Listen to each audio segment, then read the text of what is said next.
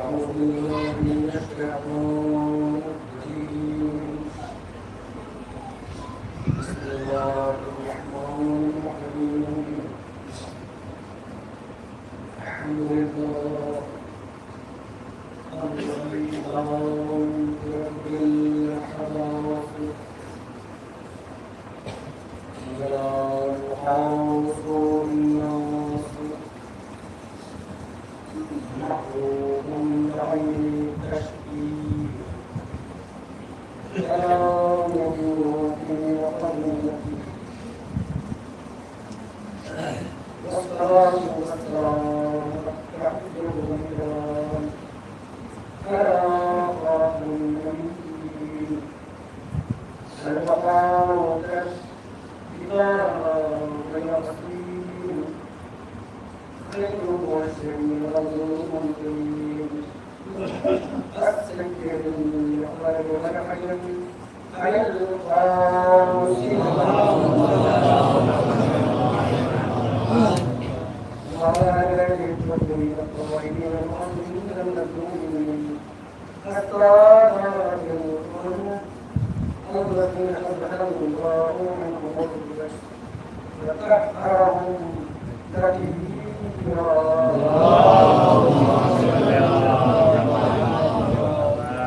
يعلم الظاهر والباطن القائم على أعضائهم أجمعين من الإنسان وما وصفت قال الله بسم الله الرحمن الرحيم عما يتساءلون عن النبي العظيم الذي هم يعلمون كلا سيعلمون ثم كلا سيعلمون اللهم صل على محمد وآل محمد.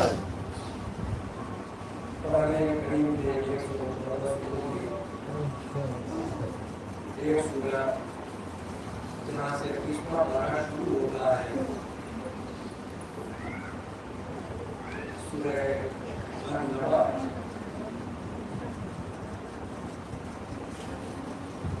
اسی کی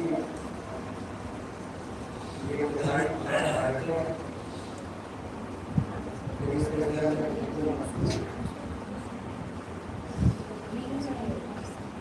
اس سورہ کی بڑی فضیلت ہے اور اس کی تلاوت اس کی یاد کرنے کے سلسلے میں آیتیں قرآن سے ہر انسان کو روز حساب درپیش ہے. اس سورہ مبارکہ کے متعلق اقرار کیے ہیں کہ سرکار محمد حضرت محمد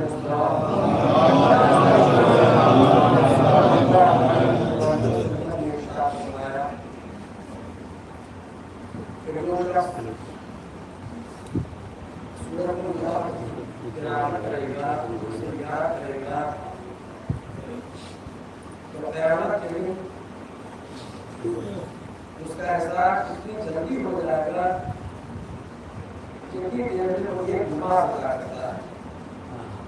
یہ نماز پڑھنے کی اتنی دیر لگتی ہے اتنی دیر میں اس کا احساس ہو جائے گا. تو اس اعتبار سے بھی اس سورہ کی بہت زیادہ اہمیت اور فضیلت ہے. ظاہر سی بات ہے مبارک قرآن کریم کا مجموعہ ہے. انسان جس میں اس کی فکر توفیق خدا تلاوت کا فیصلہ تلاوت کر رہا ہے لیکن تلاوت کے ساتھ ساتھ اس کا ترجمہ اس کا ہونا ضروری ہے. یہ اندر مبارکہ انواع کی بات آتے ہیں جو رضا کے سامنے پیش کی ہے. لیکن ہم لگا یہ لفظ آئے میں مقدر مفہوم کے ساتھ عام ہوتا ہے. جس کو عام طور سے ہمارا عام کا پارا یہ عام کا پارا ہوتا ہے کہ عام ہونا. یہ سورہ کا آغاز لفظ عام ہونا سے ہوا ہے جو ہمارے یہاں استعمال ہونے لگا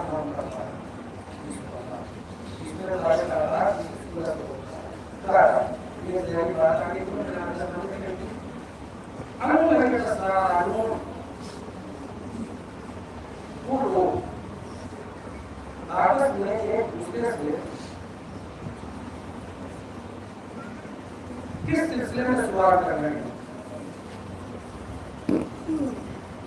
دریافت کرنے ہیں معلوم کرنے ہیں کم ہو رہے وسطانون گرو راست کے دوسرے سے کس کے بتا دیا دریافت کرنے ہیں علم نظری عظیم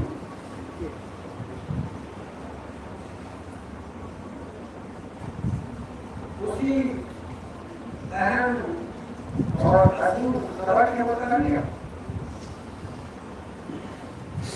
اسی اہم اور عظیم خبر کے بتا دیا الذي هم فيه مختلفون جس خبر عظیم کے متعلق یہ لوگ اختلاف کرتے ہیں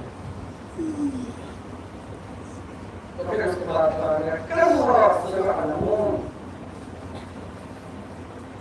جس خبر عظیم کے متعلق یا آپس میں ایک دوسرے سے سوال کرتے ہیں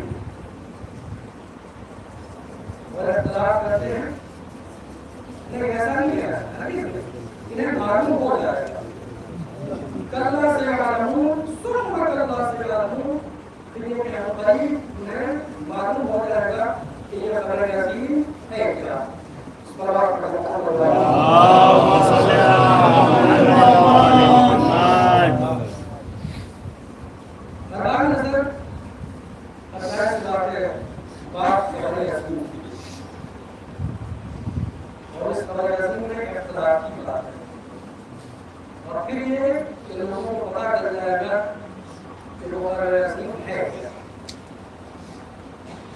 تفسیر پر اس حد تک نظر کرنے کی توفیق حاصل ہوئی تین چیزیں آئی ہیں اس خبر عظیم کے متعلق خبر عظیم سے مراد یہاں قرآن کریم اور اس میں اختلاف تھا بہت زیادہ اللہ کے کلام میں کہ انہوں نے یوں کر کے پیش کر دیا دنیا کے سامنے کیا اس کی آیتوں کے مطابق قرآن کی باتیں بیان کر رہا ہے ایک تفسیر یہ کہ اس سے مراد قیامت ہے روز جزا و سزا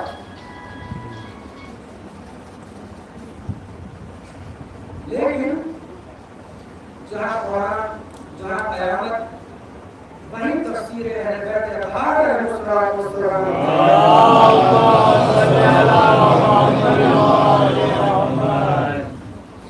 جو خبر دی گئی ہے اس خبر عظیم کے متعلق اس سے مراد سرکار ولایت مآب حضرت امیر المؤمنین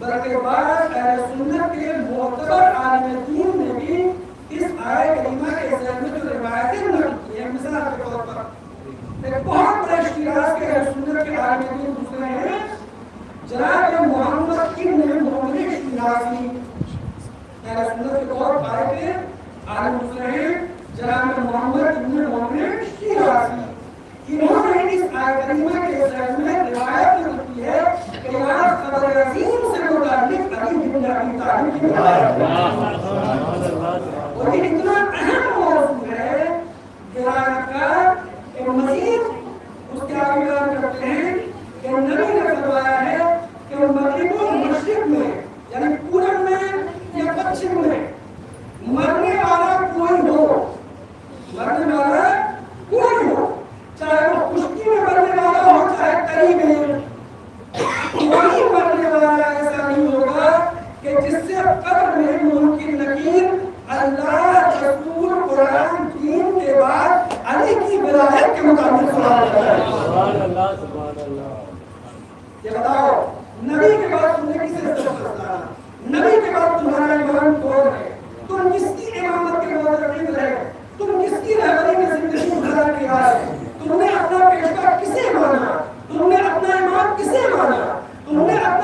کسے مانا؟ تم نے اپنا ہادی کسے مانا؟ تم نے خلیفہ خدا کسے مانا؟ تم نے نمائندہ پروردگار کسے تسلیم کیا؟ کس کی امامت میں تم اپنی زندگی بسر کر کے آئے ہو؟ اور آگے فکر نظر یہ خبر عظیم بے شک اب اتصال دیکھیں ہم نے مانا کہ فرض کیجئے کہ اس خبر عظیم سے متعلق جو تفسیر میں ہے کہ قرآن ہوا ہے. آج دیکھیں کسی چیز کا انکار نہیں کیا جا سکتا. ہم نے مانا کہ اس خبر عظیم سے متعلق جو تفسیر میں ہے کہ قرآن مراد ہے تو ہم اسے بھی تسلیم کرتے ہیں. مگر سوال یہ پیدا ہوتا ہے کہ اگر نبی عظیم سے مراد قرآن ہی ہے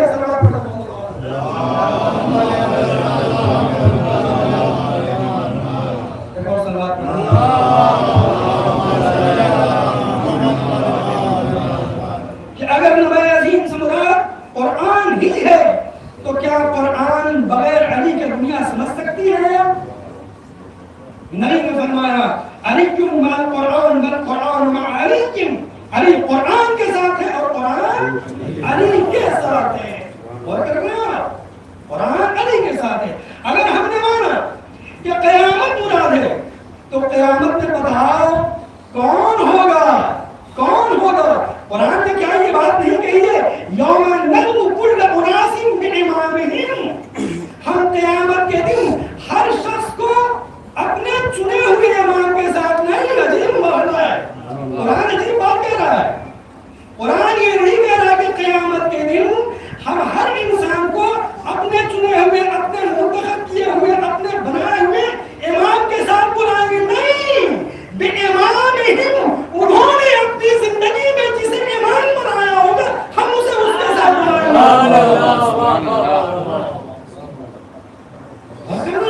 تو وہاں بھی ہے. بہرحال خبر عظیم کون ہے؟ مولا متقیان جن کی ولایت میں لوگوں نے بلا کا اختلاف کیا. اور اگر اس ترازو میں بھی دیکھیں تو علی کے سلسلے میں کتنا اختلاف. ایک قوم جوش محبت میں اتنا آگے بڑھی. غور کر رہے ہیں آپ.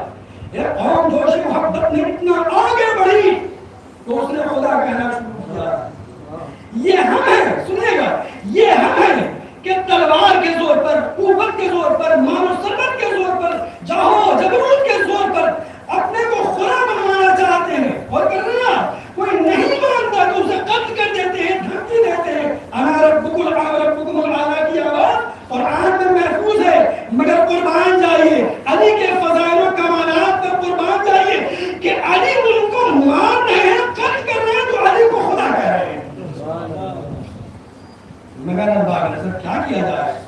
میں نصیری کی حقیقت وکالت نہیں کرتا. نصیری دین سے خارج لوگ ہیں لیکن بہرحال جوش محبت میں آگے بڑھ گئے علی کی برائے. ایک قوم وہ ہے کہ جو حسد میں پیچھے رہ گئی. بس یہیں پر رک کر میں کہنا چاہتا ہوں کہ دین نہ حد سے زیادہ آگے بڑھ جانے کا نام ہے نہ پیچھے رہ جانے کا نام ہے. الحمدللہ ہم شیعہ علی ابن ابی طالب کو ہیں کہ نہ اس قبیلے سے تعلق رکھتے ہیں نہ اس قبیلے سے تعلق رکھتے ہیں. صلوات پڑھیں محمد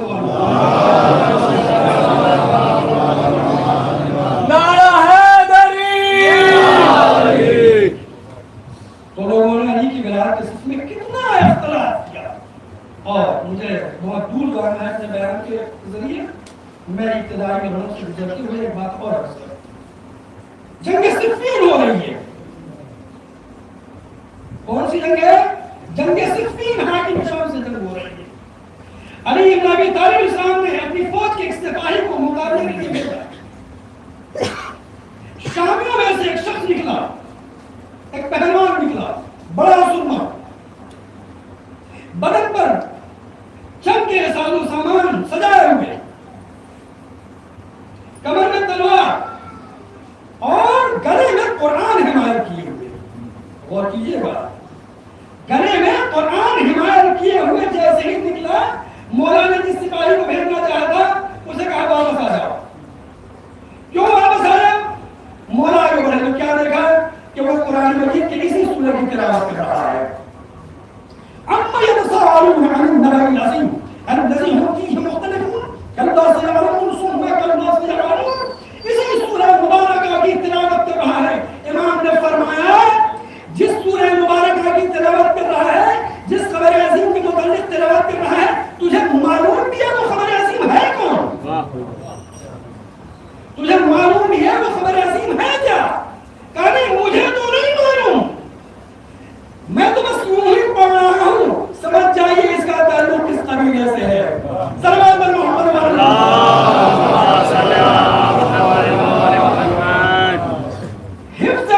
کی بڑی فضیلت ہے.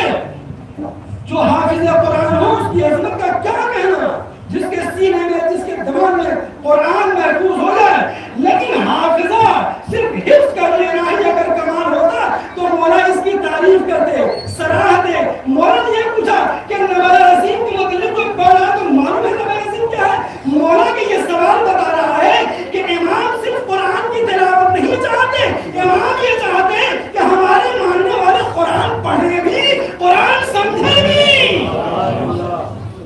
قرآن پڑھا بھی جائے, قرآن سمجھا بھی جائے. اور صرف سمجھنا ہی کافی نہیں, سمجھا اس لیے جائے کہ تاکہ عمل بھی کیا جائے. یہ جو صلوات پڑھنے کو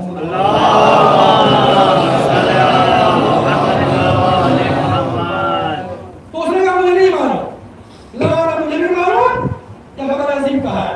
تو تاریخ بتاتی ہے, امام نے اپنے سینے پر ہاتھ مار کے کہا یاد رکھو انن العظیم, واللہ انن العظیم, خدا کی قسم میں خبر عظیم ہوں کہ جس کے متعلق تم لوگوں نے اختلاف کیا ہے. صلوات پڑھیں محمد و آل محمد.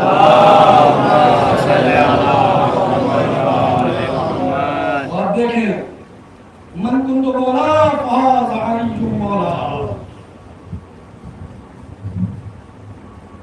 اور اس اعلان سے پہلے کی جو تمہیدی باتیں ہیں, جو مقدمات ہیں, کتنے مشکلات, اتنا اہم مرحلہ ہے اعلان ولایت کا کہ جب اللہ نے نبی سے کہا نماز پہنچا تو یہ نہیں کہا وَإِن لَمْ تَفْعَلْ فَمَا بَلَّغْتَ رِسَالَتَهُ. روزے کا حکم جب کہا کہ روزے کا حکم پہنچاؤ تو نبی سے یہ نہیں کہا گیا وَإِن لَمْ تَفْعَلْ فَمَا بَلَّغْتَ رِسَالَتَهُ. جب حج کے احکام تب نہیں کہا گیا وَإِن لَمْ تَفْعَلْ فَمَا بَلَّغْتَ رِسَالَتَهُ. سمجھ رہے ہیں؟ دین کے جتنے بھی احکام نبی نے پہنچائے, حکم خدا سے پہنچائے, لیکن کسی بھی حکم کے متعلق یہ نہیں اللہ نے کہا اے نبی اگر آپ نے یہ نہیں پہنچایا تو گویا آپ نے رسالت کا کوئی کام انجام نہیں دیا, یہ نہیں کیا تو گویا رسالت کا کوئی کام انجام نہیں دیا, یہ نہیں کیا, کوئی حکم نہیں. لیکن ارباب نظر ولایت حاکمیت کا مسئلہ اتنا اہم تھا کہ 63 سالہ خدمات کو رکھتے ہوئے نظر میں قدرت نے یہ کہا سنو ولایت کا موضوع اتنا اہم ہے کہ اے میرے نبی یا ایھا الرسول بلغ ما انزل الیک من ربک فإن لم تفعل فما بلغت رسالتہ. اگر آپ نے یہ پیغام نہیں پہنچایا تو گویا نماز نہیں پہنچائی, یہ پیغام نہیں پہنچایا تو گویا روزہ نہیں پہنچایا, یہ پیغام نہیں پہنچایا تو گویا حج کے احکام نہیں پہنچائے. اور اس کی اہمیت دیکھیں, یعنی ولایت حاکمیت, ظاہر سی بات ہے حاکمیت اس لیے ضروری ہے کہ اگر مرکز نہیں ہوگا تو قوم منتشر ہو جائے گی, مرکز نہیں ہوگا تو قوم بکھر جائے گی, مرکز نہیں ہوگا تو قوم کا شیرازہ بکھر جائے گا, سینٹر نہیں ہوگا, مرکز نہیں ہوگا تو قوم کا پرسان حال کو نہیں ہوگا. یہ ولایت ہوتی ہے, یہ حاکمیت ہوتی ہے, اور کرنا یہ قیادت ہوتی ہے, یہ رہبریت ہوتی ہے, یہ لیڈرشپ ہوتی ہے, اور کرنا کہ جو قوموں کو منظم رکھتی ہے, جو قوموں کو منظم رکھتی ہے. اسی لیے اس پر اتنا زور دیا گیا اگر علی کی ولایت نہیں پہنچائی تو گیا تم نے کوئی کام نہیں کیا. اب آئیے ولایت, ولایت کی الگ الگ قسمیں, تفصیلات میں جانا مقصود نہیں. ہمارا عقیدہ یہ ہے کہ نبی کے بعد ولی خدا علی, علی کے بعد حسن, حسن کے بعد امام حسین, اور پورا یہ سلسلہ ہے ائمہ اثنا عشر کا. ہر زمانے میں ایک ولی رہا ہے جسے امام کہتے ہیں, جسے ہادی کہتے ہیں, جسے خلیفۃ اللہ کہتے ہیں, جسے ناصر دین کہتے ہیں, جسے محافظ دین کہتے ہیں, جسے عالم قرآن کہتے ہیں, یعنی روح و جان دین مبین وقت کا امام معصوم ہوتا ہے. یہ بتائیے ولایت یعنی حاکمیت ہم سب کا عقیدہ ہے نا, اور جتنی بھی مذہبی کتابیں ہیں دنیا میں, آسمانی کتابوں کے علاوہ وہ کتابیں کہ جن کے متعلق ایک گروہ یہ کہتا ہے کہ یہ بھی ہماری دھارمک و مذہبی کتابیں, ہر کتاب میں کسی نہ کسی جہت سے آخری زمانے میں ایک آنے والے کی خبر دی گئی ہے, اور یہ ریزن اور سبب بتایا گیا ہے کہ آنے والے کا سبب یہ ہے کہ جس طریقے سے دنیا میں اتیاچار, ظلم ہر طرف پھیلا ہوگا, آڑ ہوگا, یعنی دنیا تنگ ہو چکی ہوگی زمانے کے حاکموں سے, دنیا پربلا رہی ہوگی زمانے کے پیشواؤں سے, دنیا بغائی ہوئی و جوب سے، ظلم و جوب سے.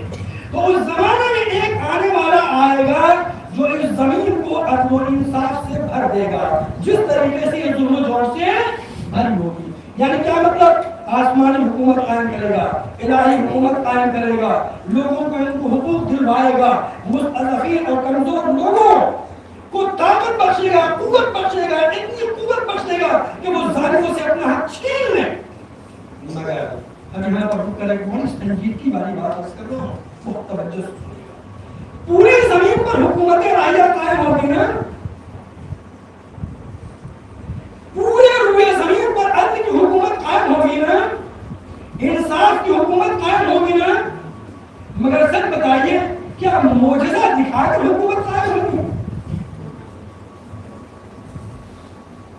امام معجزہ دکھانے کے ظہور کے بعد کہ ساری دنیا میں عدل کی حکومت قائم ہو جائے گی، ظلم خاتمہ ہو جائے گا، حق کا بول بالا ہوگا، لوگ حقوق ادا کرنا شروع کر دیں گے. امام معجزہ دکھائیں گے. اگر معجزے کے ہی ذریعے حکومت اسلامی قائم ہو جاتی تو پھر امتحان کا کیا معاملہ ہے؟ پھر امتحان کیا مطلب؟ پھر ایگزام کیا مطلب؟ اس کا مطلب یہ ہے کہ معجزے سے دنیا میں عدل کی حکومت قائم نہیں ہوگی، کرامتوں کے ذریعے دنیا میں عدل و انصاف کی حکومت قائم نہیں ہوگی، بلکہ کیا ہوگا؟ عدل کی حکومت جب قائم ہوگی جب مقابلہ ہوگا، جب تصادم ہوگا، جب حق اور باطل آمنے سامنے ہوں گے، برسر پیکار ہوں گے، وہاں چیک کیا جائے گا کون کتنا حق کا حامی ٹھہرا، کون کتنا عدل کا حامی ٹھہرا. اگر معجزے کے ذریعے روئے زمین پر عدل الہی، حکومت الہی کا قیام ممکن ہوتا تو سب سے زیادہ حق رسول اللہ کو حاصل تھا کہ رسول اللہ اپنے زمانے میں عدل کی حکومت قائم کرتے تھے. معجزہ جو معجزہ اس حد تک دکھانے کی صلاحیت رکھتا تھا کہ اشارے کر دے تو چاند کے تو ٹکڑے ہو جائیں. جس کے بنی کیا کمال یہ تھا کہ اشارہ کر دے تو ڈوبا ہوا سورج پلٹ آئے، جو گزرے تو درخت سرانے کے لیے جھک جائے. اور باب نظر وہ تمام معجزات پر اللہ نے جسے قدرت بخشی تھی، وہ چاہتا تو کیا اللہ کی حکومت معجزے کے ذریعے قائم نہیں کر سکتا تھا، لیکن نہیں، نبی نے بھی معجزے کے ذریعے الہی حکومت قائم نہیں کی، علی نے بھی معجزے کے ذریعے حکومت قائم نہیں کی، امام حسن علیہ السلام نے بھی معجزہ دکھا کر حکومت قائم نہیں کی. کسی بھی امام کی زندگی اٹھا کر دیکھ لیجیے، کسی بھی امام نے حکومت الہی کے قیام میں معجزہ نہیں دکھایا ہے. اپنی امامت کے ثبوت میں، اپنی رسالت کے ثبوت میں معجزہ ضرور پیش کیا ہے، لیکن معجزہ دکھا کر حکومت نہیں قائم کی ہے. تو حکومت کیسے قائم ہوئی؟ قربانیوں کے ذریعے. وہ مدد کیسے قائم ہوئی؟ جہاد کے ذریعے. حکومت کیسے قائم ہوئی؟ انقلاب کے ذریعے. حکومت کیسے قائم ہوئی؟ ظلم کے خلاف آواز اٹھا کر قائم ہوئی. یہی وجہ ہے کہ رسول اسلام صلی اللہ علیہ وآلہ وسلم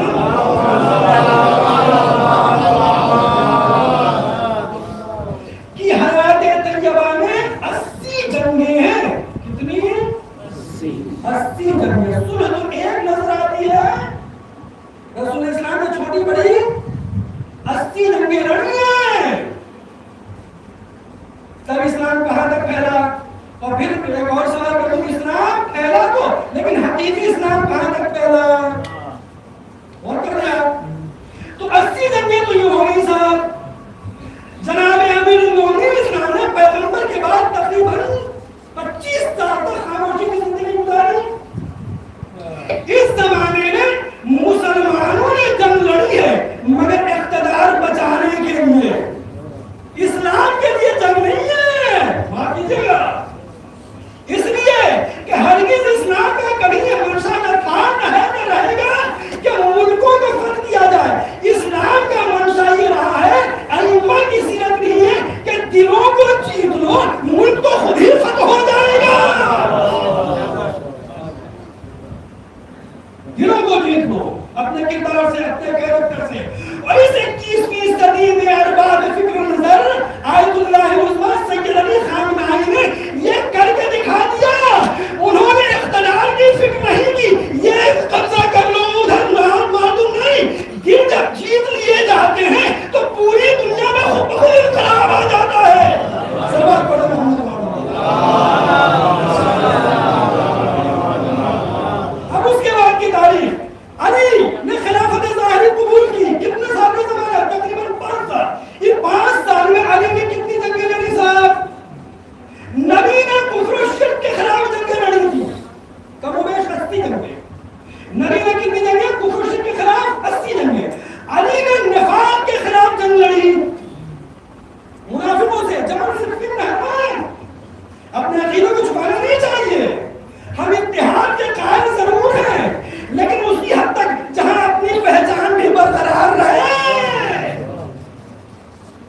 اتحاد یوں نہیں ہونا چاہیے، اختلاف بھی ضروری ہے، ہاتھ میں 5 انگلیاں برابر نہیں ہے بات، ہم مدینی ہیں، ہم سبھی بھائی کی کبھی اعتراف نہیں کر سکتے، ہمارا نظر الگ ہے۔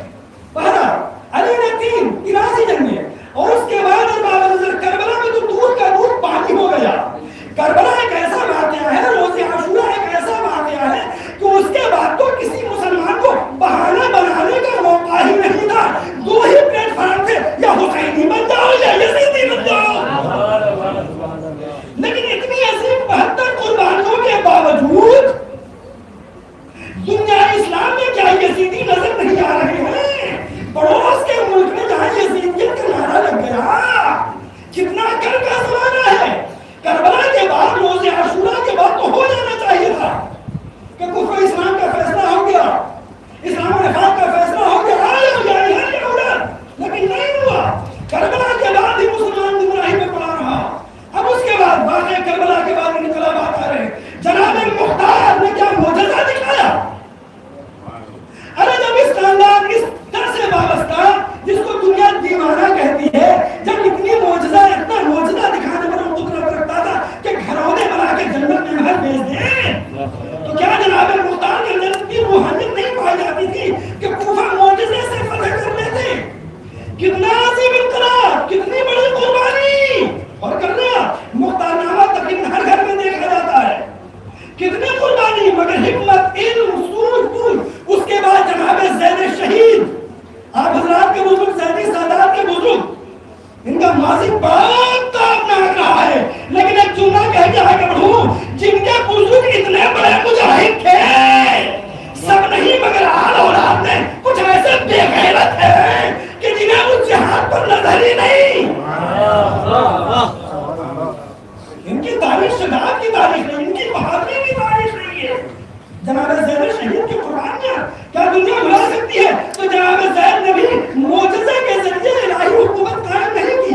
اس کے بعد بعض اماموں کا زمانہ، یہ بتائیے 6 امام 7ویں امام کی قید میں زندگی گزری کہ نہیں؟ 8ویں امام کو زہر کیوں دیا گیا؟ 9ویں امام 10ویں امام 11ویں امام، سارے اماموں کی زہر کے ذریعے شہادت، معجزہ دکھا کر حکومت قائم کر دیتے ہیں، اشارہ کرتے تھے امام، 6 امام اشارہ کرتے تھے منصور زمانتی اپنے تخت سے گر کر مر جاتا، 7ویں امام اشارہ کرتے تھے ہارون مرون واصل جہنم ہو جاتا، 8ویں امام اشارہ کرتے تھے مامون واصل جہنم ہو جاتا، اور کہنا لیکن معجزے کے ذریعے نہیں، اماموں نے معجزے کے ذریعے حکومت قائم نہیں کی، کردار پیش کیا ہے، قرآن پیش کیا ہے، آیتیں پیش کی ہیں، ترجمہ پیش کیا ہے، تفسیر پیش کیا ہے، آؤ سمجھ میں آ تو آؤ، اس لیے کہ لا اکراہ فی الدین، دین میں کوئی زبردستی نہیں ہے، تو ارباب نظر تیار نہیں ہے، ایک کربلا ہو چکی، ایک کربلا بھی باقی ہے، تو 12 آنے والا بھی جب آئے گا تو معجزہ اپنی امامت کے لیے تو دکھائے گا، حکومت کے قیام کے لیے معجزہ نہیں دکھائے گا۔ سمجھ میں آئے تو آؤ، نہیں سمجھ میں آ تو جاؤ۔ صلوات پڑھ محمد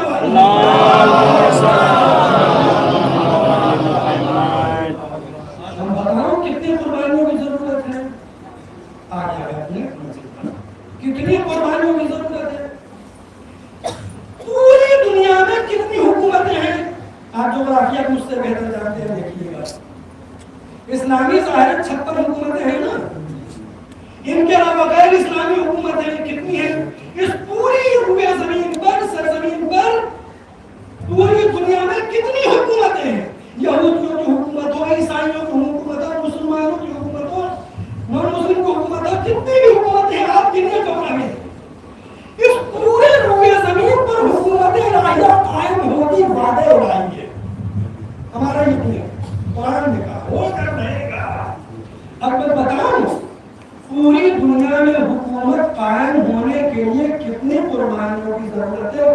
اس کا اندازہ یوں لگائے کہ سرزمین ایران ایک ملک میں الہی حکومت کو قائم کرنے کے لیے جب اتنی قربانیوں کی ضرورت ہے تو پوری دنیا میں قربانیوں کے لیے کتنی ضرورت ہوگی؟ صلوات پڑھ محمد اللہم صلی علی محمد و آل محمد۔ پوری دنیا میں حکومت قائم کرنے کے کتنی قربانیوں کی ضرورت ہے؟ یاد رکھو مجاہدین کے گزرنے پر ماتم کرنا ہونا چاہیے، سوچ بتا آنسو بہا لینا ہونا چاہیے، ماتم میں سب ہونا چاہیے. یہ اس لیے ہونا چاہیے کہ تاکہ دنیا کو بتا سکو تم مظلومین کے ساتھ ہو، ظالموں کے ساتھ نہیں ہو. یہ اس لیے ضروری ہے. لیکن بس یہی کافی نہیں ہے، یہی کافی نہیں ہے. منقلب کرنے کے لیے، انقلاب لانے کے لیے پہلے اپنے وجود کو منقلب کرنا پڑے گا، اپنے آپ میں چینج لانا پڑے گا. اسی پاکستان کا کوئی حاکم، کوئی سربراہ جب آیت اللہ عظمہ خمینی صاحب علیہ السلام کے زمانے میں ایران پہنچا، اس نے کہا جیسی حکومت ایران میں آپ نے قائم کی ہے میں پاکستان میں ویسی حکومت قائم کرنا چاہتا ہوں. کیسے ممکن ہے؟ کہا تمہارا قد کیا ہے، کیا فٹ کے آدمی ہو. اس نے جو بھی بتایا 6 فٹ 7 فٹ، کہا اس 7 فٹ کے ڈھانچے کے پہلے اسلام لاگو کرو.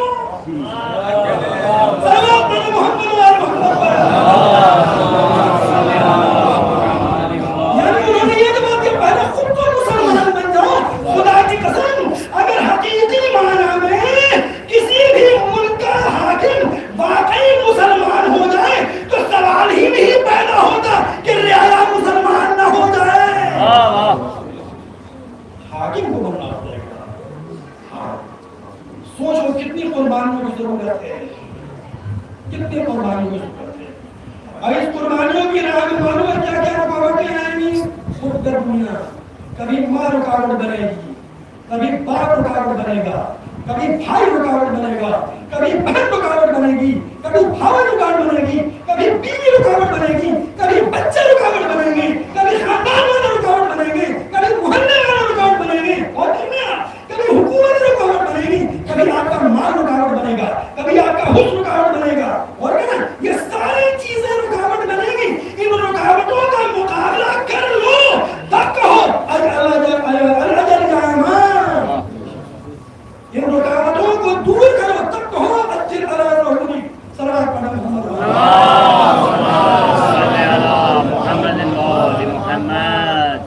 حکومت کے اعلان کرتا ہے آسمان ان کو اپنے ذاتی معاملات میں لگے سیکھیے. آپ کی سوچ سے وہ بہت بلند ہے. آپ صرف اور صرف گھر اور گھرانے کے معاملے میں سوچتے ہیں. وہ اپنی روحانیت اور اپنی پرہیزگاری کی بنیاد پر پوری کائنات کا مطالعہ کرتے ہیں، کہاں کیا ہو رہا ہے. اس انقلاب نے لوگوں کو بیدار کر دیا. اس خوش فہمی میں بھی مبتلا نہ رہنا. پھر دوہرا رہا ہوں، ہم سب کو اس خوش فہمی میں مبتلا نہیں رہنا چاہیے کہ ہم ہی امام کو بلاتے ہیں، انہیں کی نظر دلاتے ہیں، ان کی نیاز دلاتے ہیں، ان کی مدد طلبہ کرتے ہیں، ان کا جلوس نکالتے ہیں تو ہم سے بڑا کوئی ناصر نہیں، ہم سے بڑا کوئی مددگار نہیں، ہم سے بڑا کوئی مومن نہیں، ہم سے بڑا ان کی محبت کا دعوے دار نہیں.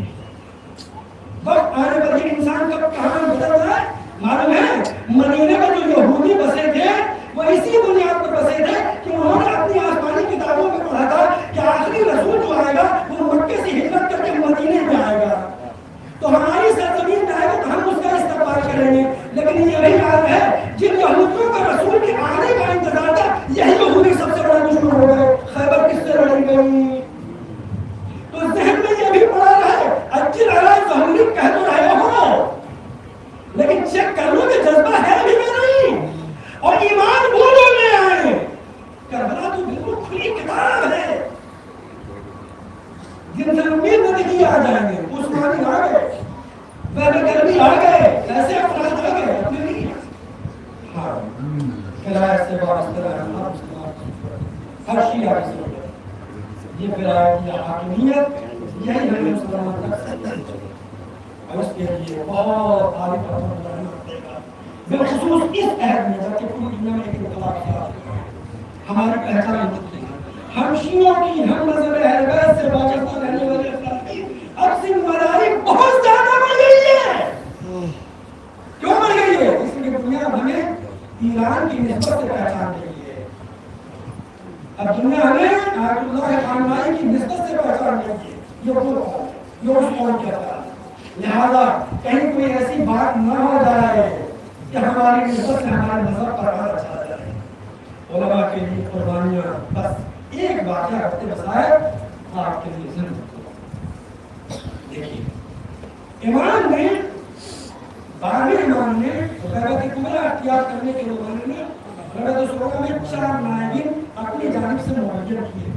کتنے معین کیے امام نے اپنی جانب سے؟ 4. پہلا تھا جناب عثمان بن سعید، دوسرے محمد بن عثمان، تیسرے حسین بن عروہ جن کا نام لے کر رئیسہ ڈالتے ہیں، چوتھے جناب علی بن محمد صاحب. یہ 4 نائب ہیں جنہیں امام نے ایک کے بعد دوسرے کو معین کیا. میرے بات تو ہمارے بات یہ غیرت کبریٰ. جب یہ چوتھے کا زمانہ گزر گیا تو امام نے کہا اب علماء سے رجوع کرو، ہمارے فقہاء سے رجوع کرو جو تمہیں دین پر ثابت قدم رکھیں گے، جو تمہارے مدد کریں. اس لیے کہ میں ان پر حجت ہوں اور خدا میں کرتے ہوں. بس ایک واقعہ سنو جی. دیکھیے جو عالم ہوتا ہے، جو فقیہ ہوتا ہے، جو غیبت کبریٰ میں ولی ہوتا ہے،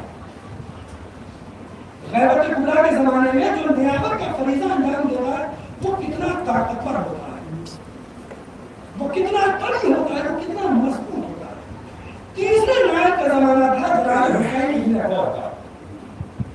اسی زمانے میں ایک پائے کے عالم تھے، بہت بلند عالم تھے.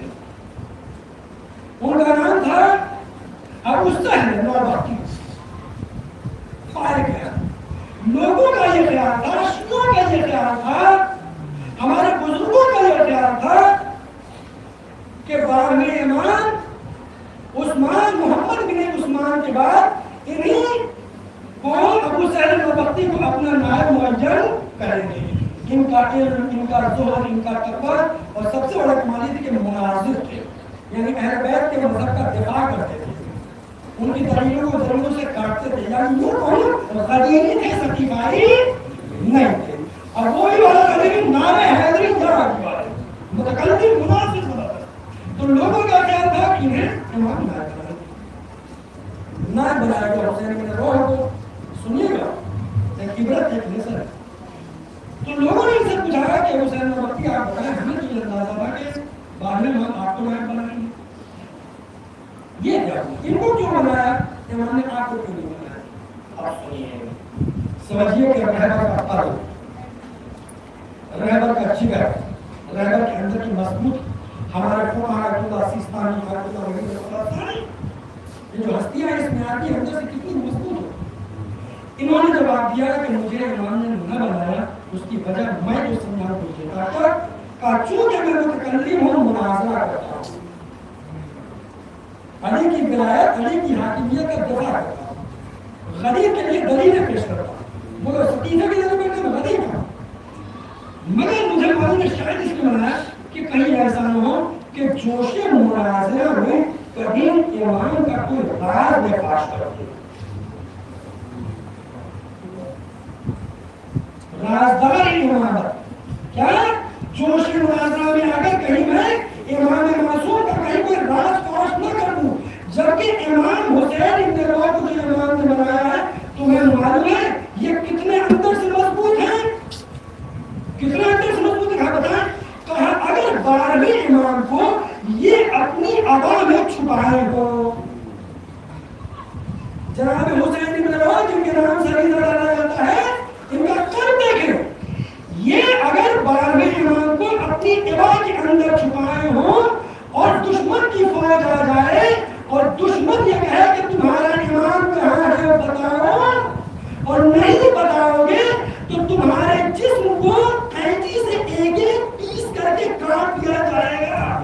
تو اپنے جسم کو قینچی سے ٹکڑے ٹکڑے کرنا گوارا کر لیں گے، لیکن ہرگز نہیں بتائیں گے کہ امام میرے دامن کے اندر چھپے ہوئے ہیں. اتنا راستہ، اتنا راستے مضبوط ہونا پڑے گا. اب کہیے اللہ جل جلالہ سناٹا چھا گیا نا میں سر. تو علماء کا بھروسہ کیجیے، ہمارا پیشوا ہے نا، یہ رازدار مشیت ہوتے ہیں اپنے علم کے ذریعے، معصومین کی تعلیمات کے ذریعے، ان کا واسطہ اور ذریعہ ہوتا ہے. ہاں ان کی مجبوری نے سمجھ لیا، ان کی مجبوری یہ ہے کہ یہ ظلم نہیں کر سکتے اور مظلوم کا ساتھ نہیں چھوڑ سکتے. اور یہ تاریخ ہے ہر بار کا ساتھ. مولانا متقیان نے امام حسن امام حسن کو وصیت کی تکمیل جو کے سلوات کریں گے.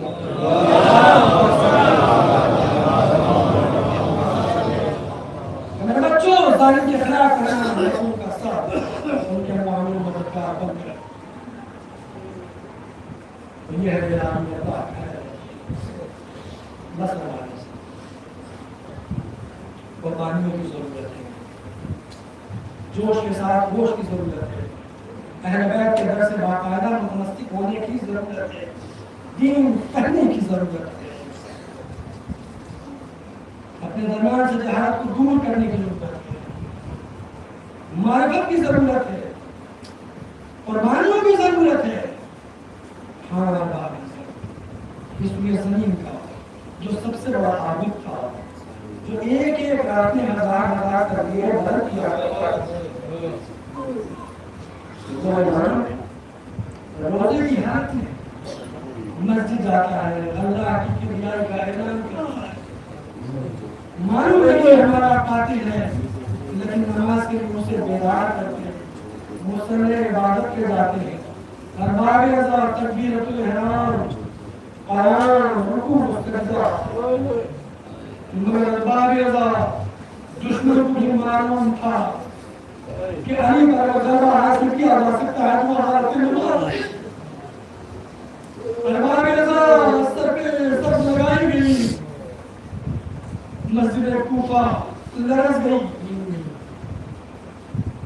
امام کا سر دوبارہ ہو گیا مسلمان منہ سے لہو ہو گیا شور برپا ہوا امام حسن اسلام وصیت کے دوران نماز پوری کرا چاہنے والوں نے امام حسن اسلام کی ابتدا میں نماز پوری غریب میں امام کو لایا گیا چند ہندے مسا کے ذرا سوچو باپ زخمی ہو جائے بیٹوں میں کیا مدد کی باپ کو کوئی تکلیف پہنچ جائے سب سے زیادہ اثر بیٹیاں لیتی ہیں باپ پر کوئی علاج نہ لے پائے کیا کوئی تکلیف ہوگی جناب رسول صلی اللہ علیہ وسلم کہ جب باپ کو اسلام میں دیکھا کہ سر سے خون جاری ہے سر وہ پاتا ہے ہاں جرمان کو آئے گا جرمان یہ کام میں جو کرنا تھا نہیں امام حسن اسلام سے کیا کہا کہ زینب نے منظر دیکھ لیا کہا بھیا بتاؤ جرمان نے کیا کہا ہے ہاں وہ وقت بھی آیا کہ علی نے وصیتوں کا سلسلہ شروع کر دیا وصیتیں میرے بعد یہ کرنا ہے میرے کو قرآن پر عمل کرنے سے تم سے زیادہ بھی آگے نکل جائے ہر کا خیال رکھنا یتیموں سے کبھی بے خبر نہ رہنا بیواؤں کی خبر گیری کرتے رہنا لوگوں سے غافل نہ رہنا مسجد آباد میں علی نے مسلسل وصیتیں کی اور اس کے بعد آخر میں ارباب ازا اس نے روایت کو علامہ شہنشاہ نقوی نے پیش کیا ہاں تاریخ یہ بتاتی ہے کہ اسی دوران علی نے اپنے 18 بیٹوں کو تمام بیٹوں کو طلب کیا اور تمام بیٹوں کو بلانے کے بعد آواز دی مجھے سہارا دے کر بٹھاؤ مجھے سہارا دے کر بٹھاؤ حسن نے کہا بابا آپ نے میرے لیے جو کچھ کہنا چاہیے کہا نہیں مجھے ایک وصیت پر بھی عمل کرنا مجھے سہارا دے کر بٹھاؤ خاندان ازا اس کی جانب تکیہ رکھا گیا علی بیٹھ گئے علی نے اپنے 18 بیٹوں کو تاہرہ میں نظر ڈالی علی نے اپنے 18 بیٹوں کو تاہرہ میں نظر ڈالی بیٹیوں پر نظر ڈالی ایک بیٹوں پر نظر پڑتی تھی مصیبت یاد آئی اور اس کے بعد آواز دی میرا حسین کہاں ہے حسین قریب ہو حسین قریب ہو بیٹا کھانا اور پانی ملا سب کو حیرت ہو کہ علی اس موقع پر کھانا اور پانی طلب کر رہے ہیں حسین آ گئے پاس میں بیٹھے ہوئے ہیں امام عالی مقام نے کھانا اور پانی منگوایا سب کو حیرت ہے کہ امام اس حال میں کھانا اور پانی اب تاریخ نے بتا دیا امام اعظم کہ امام نے اپنے ہاتھ سے لقمہ بنایا اور پانی کا جام بتایا